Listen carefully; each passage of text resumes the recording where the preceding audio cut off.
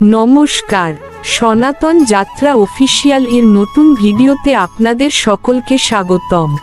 আজ আমরা জানব কর্মফলের বিচারক, ন্যায়ের প্রতীক এবং ভক্তরক্ষক শনি দেব সম্পর্কে। অনেকেই শনি দেবকে ভয় পান, কিন্তু শাস্ত্র অনুযায়ী তিনি কখনো অকারণে কাউকে কষ্ট দেন না। তিনি মানুষের কর্ম অনুযায়ী ন্যায়সঙ্গত ফল প্রদান করেন, তাই তাকে কর্মফলের অধিপতি বলা হয়। শনি দেব সূর্যদেব ও ছায়া দেবীর পুত্র।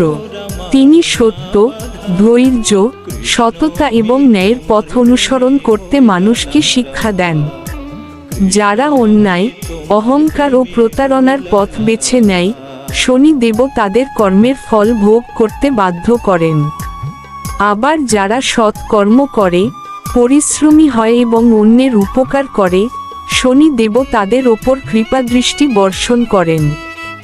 শনির পাঁচালীতে তার মহিমা ও ন্যায়বিচারের কথা বর্ণিত হয়েছে।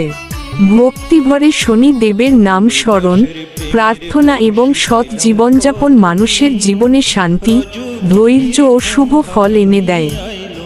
মনে রাখা উচিত, শনি দেবের উদ্দেশ্য মানুষকে ধ্বংস করা নয়, বরং ভুল থেকে শিক্ষা দিয়ে সঠিক পথে ফিরিয়ে আনা।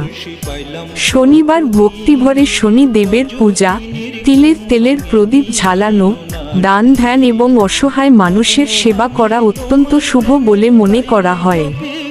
তবে সবচেয়ে বড় উপাসনা হল সত্যবাদী হওয়া, ন্যায়ের পথে চলা এবং সৎ কর্ম করা।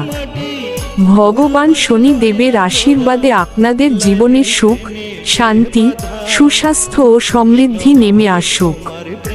ভিডিওটি ভালো লাগলে একটি লাইক, কমেন্ট এবং শেয়ার করতে ভুলবেন না।